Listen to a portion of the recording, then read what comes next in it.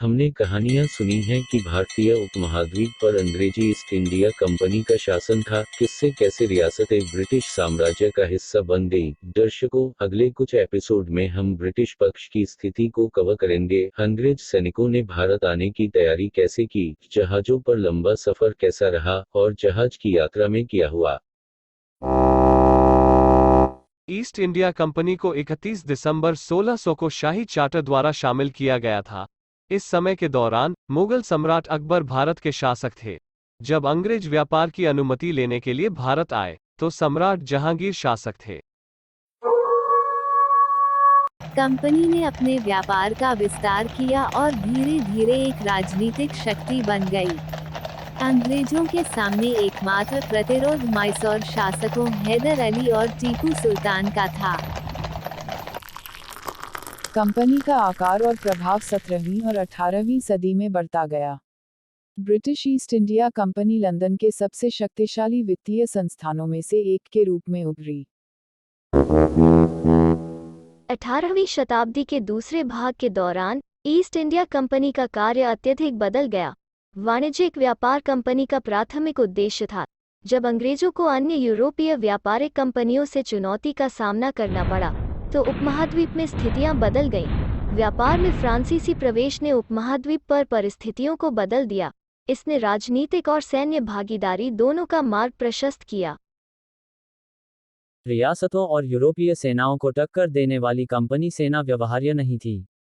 1754 से नियमित ब्रिटिश सेना की सेना इकाइयों को कंपनी के सैनिकों के पूरक के लिए भारत भेजा गया था। इसके बावजूद 18वीं शताब्दी के मध्य से कंपनी को जनशक्ति की कमी का सामना करना पड़ा। भारत के लिए लंबे और खतरनाक समुद्री मार्ग पर उच्च मौतें और उष्णकटिबंधीय रोगों ने सेना पर भारी असर डाला। कंपनी के लिए भारत में सेवा के लिए पुरुषों की आपूर्ति को फिर से भरना कभी आसान नहीं था। इसलिए उन्होंने भर्ती एजेंटों के साथ काम करना शुरू कर दिया। जब ईस्ट इंडिया कंपनी के नए कर्मचारी अपना पद ग्रहण करने के लिए अपनी पहली यात्रा पर इंग्लैंड से भारत आए, तो उन्हें अपने उपयोग के लिए बहुत सी चीजों की आवश्यकता थी। टीपू सुल्तान की मृत्यु के बाद जब उनका खजाना इंग्लैंड के तट पर पहुंचा, तो भारत जाने के लिए अंग्रेजों में बहुत उत्साह पैदा किया। 1840 तक भारत ब्रिटिश अधिकारियों के लिए एक बहुचर्चित गंतव्य बन गया। इस समय के दौरान ग्रिंडले कंपनी सेना की जरूरत की हर चीज की आपूर्ति करने के लिए काफी लोकप्रिय थी। उस समय सेना के लिए बहुत सारे एजेंट काम करते थे। प्रत्येक रेजिमेंटल प्रमुख अपने सैनिकों की सेवा के लिए किसी एक को चुनते। इन एजेंटों ने अधिकारियों और जवानों के भुगतान की व्यवस्था की, कपड़ों के प्रावधान को व्यवस्थित किया, और रेजिमेंटल भर्ती के लिए मध्यस्थों के रूप में कार्य किया।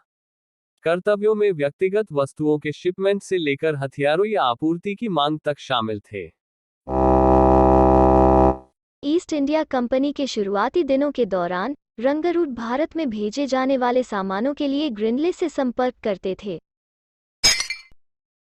रॉबर्ट मेलवल ग्रिंडले बॉम्बे इन्फेंट्री में एक सेवानिवृत्त कप्तान थे। उन्होंने 1828 में एजेंसी लेस्ली एंड ग्रिंडले की शुरुआत की। ग्रिंडले ने अपनी रेजिमेंट के साथ भारत में बहुत यात्रा की।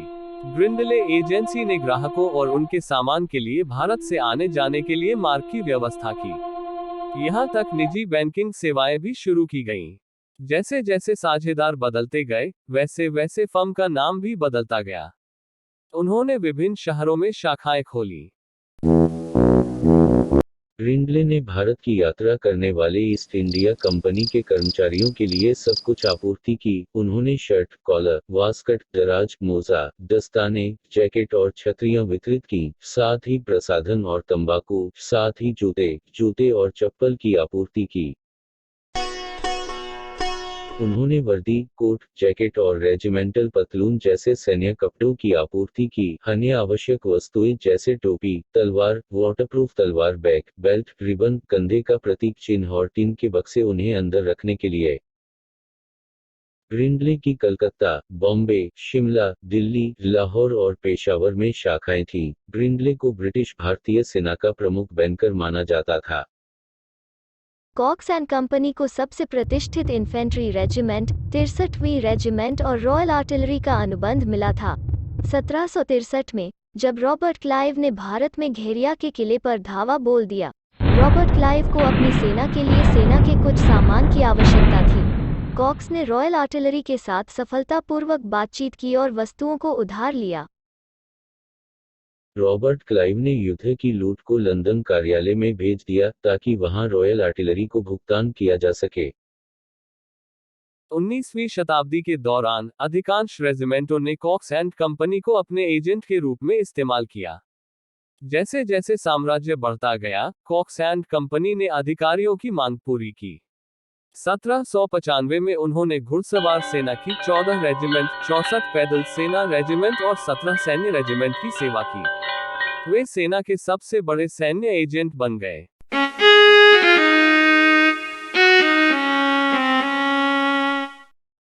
एजेंसियों ने अपने ग्राहकों को भारत और इंग्लैंड वापस जाने की यात्रा व्यवस्था में मदद की, बैगेज को क्लियर करने और शिपिंग करने में सहायता की, यहां तक कि बीमा, बचत और चेक और ड्राफ्ट का नकदीकरण जैसी बैंकिंग सेवाएं भी दी गई।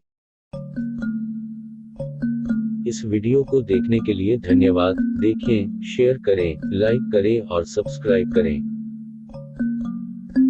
Viewer, thank you for watching the video. Please subscribe to this channel.